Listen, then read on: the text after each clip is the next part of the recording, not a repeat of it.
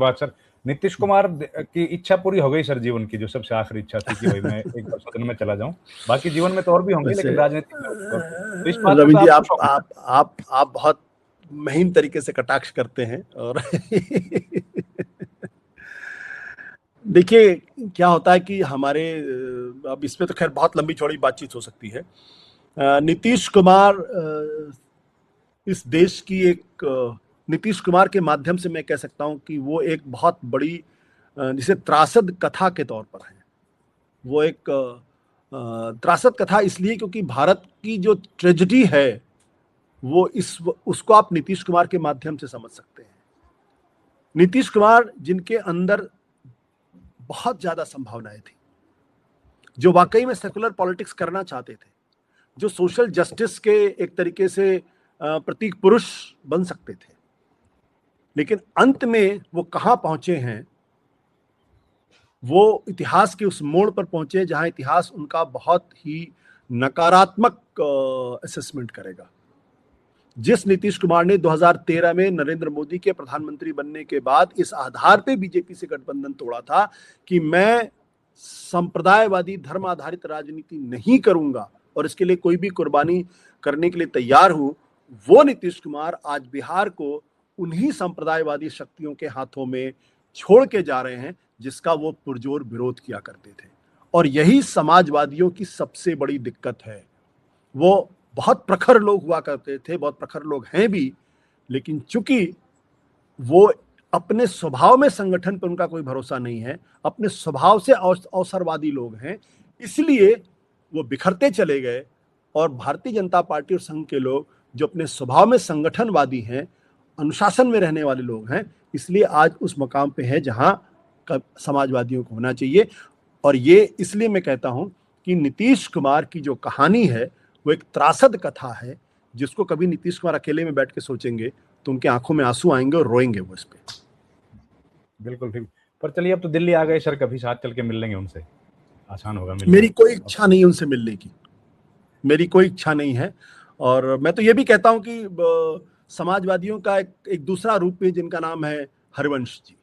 मैं उनका बहुत सम्मान करता था और हो सकता उम्र में मुझसे बड़े हों, बड़े हैं मुझसे उम्र में, और बड़े उनको देख के मुझे बड़े पढ़े लिखे आदमी, बड़े समझदार लोग हैं। लेकिन जब इस मुल्क के अंदर खड़े होकर स्टैंड लेने का वक्त था, तब इन सब लोगों ने सिर झुका के कुर्सी के सामने सरेंडर कर दिया। उनमें से नीतीश कुमार भी एक हैं और उनमें से हरिवंश जी भी एक हैं। बात सर। तो ये देखिए, आपने हमारी बातचीत नीतीश कुमार, हरिवंश दोनों के बारे में आशुतोष ने क्या कहा। आशुतोष जी वरिष्ठ पत्रकार हैं और हरिवंश भी पत्रकार रहे हैं। लेकिन आज जब ये चर्चा आम हो गई है कि भाई डेमोक्रेटिक इंस्टीट्यूशंस जो है उन पर खतरा है, या सरकार उनको प्रभावित करने की कोशिश कर रही है, तो ऐसे में जो समाजवादी विचार के लोग थे या हैं, उन लोगों से ज़ाहिर है इस बात की उम्मीद की जाती रही है कि वो समाज के साथ खड़े होंगे, सत्ता के लिए झुक नहीं जाएँगे। लेकिन झुकते हुए दिख रहे हैं नीतीश कुमार को। आपने देखा, नीतीश कुमार अब राज्यसभा के सदस्य हो गए हैं, जो उनकी दिली इच्छा थी वो पूरी हो गई। ये इच्छा वो पूरी करने के लिए लंबे समय से लगे थे। पहली बार बीजेपी के मुख्यमंत्री की शपथ हो गई। सीएम के तौर पर नीतीश युग की समाप्ति हो गई, लालू युग का भी खत्म हो गया और अब बीजेपी की सरकार वहाँ पर। नीतीश कुमार ने मुख्यमंत्री हटा लिया है अपने जो बायोरंस राज्यसभा सदस्य हो गए हैं। ये मुझे लगता है व्यक्तिगत तौर पर उनके लिए जो भी होगा, लेकिन जो उस विचार के लोग थे, सवाल ये है कि जो विचार था, जिस विचार को लेकर नीतीश कुमार आगे बढ़े थे, चाहे वो लोहिया का विचार हो, चाहे वो चौधरी चरण सिंह का विचार रहा हो, समाज के, चाहे वो जॉर्ज फर्नांडिस का विचार हो, चंद्रशेखर का विचार रहा हो, उस विचार के साथ हम लोग देख रहे हैं कि नीतीश कुमार अब समझौता करते हुए दिख रहे हैं। सम्राट चौधरी नए मुख्यमंत्री हो गए हैं। हरिवंश ने भी जिस तरह से हरिवंश का कार्यकाल रहा है, जिस तरह उन्होंने काम किया, वो सब भी हमने देखा। 20 साल तक मुख्यमंत्री रहे नीतीश कुमार, और ज़ाहिर है नीतीश कुमार वही शख्स थे जो कहते थे कि हम सांप्रदायिक ताकतों से हाथ नहीं मिलाएँगे। 2013 में 12 में आपको याद है जब नरेंद्र मोदी को प्रधानमंत्री का उम्मीदवार घोषित किया था बीजेपी ने, तब की ये बातें हैं और हम लोग सब जानते हैं उस बात को। लेकिन खैर अब तो वो बातें बीती हुई। अब मुख्यमंत्री उन्होंने हटा लिया है, प्रोफाइल पर लिखा है पूर्व मुख्यमंत्री बिहार, सांसद, राज्यसभा अध्यक्ष। नीतीश कुमार ने हाल ही में विधान परिषद की सदस्यता से भी इस्तीफा दे दिया, राज्यसभा के सदस्य के तौर पर शपथ ली थी। लंबे समय के बाद नीतीश कुमार केंद्र की राजनीति में वापस आ गए। इसके अलावा नीतीश कुमार वर्तमान में जेडीयू के राष्ट्रीय अध्यक्ष बने रहे। सम्राट बिहार की कमान संभाल रहे हैं। अब बिहार कितना बदलेगा, बिहार में कुछ बदलाव भी होगा कि नहीं होगा, वो एक अलग विषय है। सम्राट चौधरी को पटना के लोक भवन में नई मुख्यमंत्री पद की शपथ ली। जेडीयू विधायक विजय चौधरी और विजेंद्र यादव ने डिप्टी सीएम पद की शपथ ली।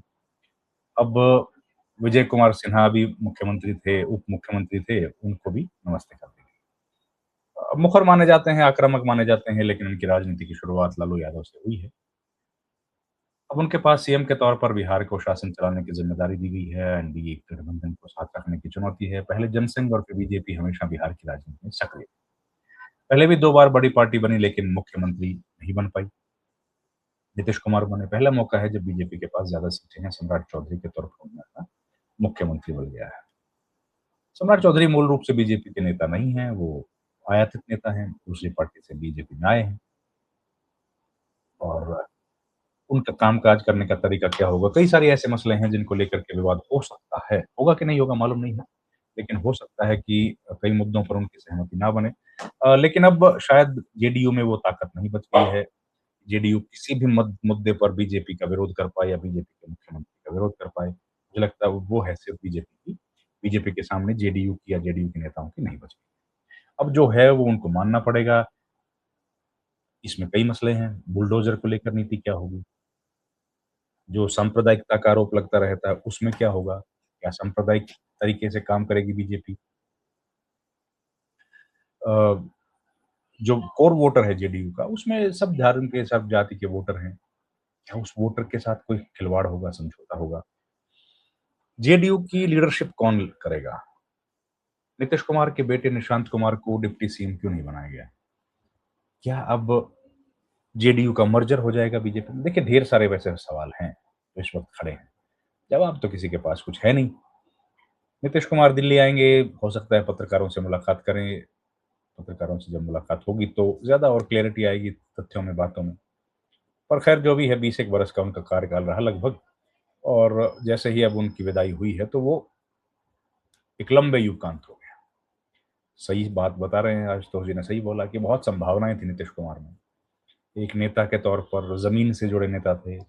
तमाम राजनीतिक दलों को साथ लेकर चलने की कुव्वत उनके अंदर थी। नीतियों को निर्धारित करने की हैसियत उनकी थी। आपको याद होगा एक बार जब नीतीश कुमार रेल मंत्री थे, रेल का दुर्घटना होने के बाद उन्होंने इस्तीफा दे दिया था। तो उस तरह की, और देखिए इतना लंबा पॉलिटिकल करियर के बाद बावजूद भी उनके ऊपर कोई भ्रष्टाचार के आरोप नहीं लगे। तो ये सब ताकत जो नीतीश कुमार की थी वो बड़ी बात थी। लेकिन उस ताकत को अब धीरे-धीरे कमज़ोर हो गई, खत्म हो गई है। और नीतीश कुमार अब राज्यसभा के सदस्य बन गए हैं, शपथ ले ली है। अब क्या लेकिन वो मंत्री बनेंगे? क्या उनको कोई मंत्रालय मिलेगा? और हरिवंश जो हैं उनको राज्यसभा वापस भेजा गया है। क्या उनको दोबारा से उपसभापति बनाया जाएगा राज्यसभा का? राज्यसभा में उनका जो कार्यकाल है, जो कामकाज है, वो भी विवादों में रहा है। क्या दोबारा उनको मौका दिया जाएगा? क्या वैसा ही कार्यकाल फिर से रहेगा उनका? अब ये तमाम सवालात हैं जिनके जवाब तो देखिए है नहीं, देखना पड़ेगा हमको क्या होगा। लेकिन ये तय है कि नीतीश कुमार के युग का जो अंत हुआ है, वो समाजवादी विचार के लोग जो थे, जो उस विचार को फ़ॉलो करते थे, लोहिया के विचार को आगे बढ़ाते थे, उन लोगों के लिए ये एक सेटबैक है, झटका है। जेडीयू में एक अजीब-सी अनईज़ीनेस है, एक-दूसरे वो भरोसा नहीं है, परेशान हैं, दबाव महसूस कर रहे हैं और अपने हाथ से सत्ता को निकलते हुए देख रहे हैं। वो वोटर्स भी देख रहे हैं जिन्होंने वोट देकर बीजेपी, जेडीयू गठबंधन को जिताया। तो तमाम ऐसी चीज़ें हैं जो इस वक़्त देखने को मिल रही हैं। अब इनका क्या होगा, भविष्य क्या होगा, उस पर तो नज़रें सबकी हैं, हमारी भी हैं, आपकी भी हैं। देखने वाली बात है। नीतीश कुमार की पार्टी क्या बची रहेगी? ये बोला जा रहा है कि नीतीश कुमार की पार्टी के जो शीर्ष नेता हैं, बड़े नेता हैं, वो कॉम्प्रोमाइज़ हो गए हैं। वो सब बीजेपी के इशारों पर काम करते हैं। तो क्या ये बात सच होगी साबित और वाक़ई में यही होने वाला है? अब बीजेपी ही लीड करेगी, बीजेपी ही चलाएगी और जेडीयू की पॉलिसीज़ को भी क्या बीजेपी ही निर्धारित करेगी? जो लल्लन सिंह हैं, संजय झा हैं, ये लोग जो पार्टी को आगे लीड कर रहे हैं, यही लोग रहेंगे। और सवाल ये भी है कि जेडीयू के राष्ट्रीय अध्यक्ष नीतीश कुमार कब तक रहेंगे? कब तक बने रहेंगे? क्या वो लगातार बने रहेंगे? अब अगला प्रश्न ये है कि नीतीश कुमार के हाथ से क्या अब जेडीयू भी छीन ली जाएगी? क्या वो जेडीयू से के अध्यक्ष पद से भी इस्तीफा दे देंगे? उस पर नज़रें हैं। फिलहाल तो वो राज्यसभा के सदस्य बन गए हैं और पटना से दिल्ली उनका आगमन हो गया है। अब इसका राजनीति पर जो असर होगा, बिहार की पॉलिटिक्स पर तो बदलाव ज़रूर आएगा। देश की राजनीति में एक बड़ी खबर है, वो भी देखेंगे हम लोग, उस पर नज़रें हमारी बनी हुई हैं।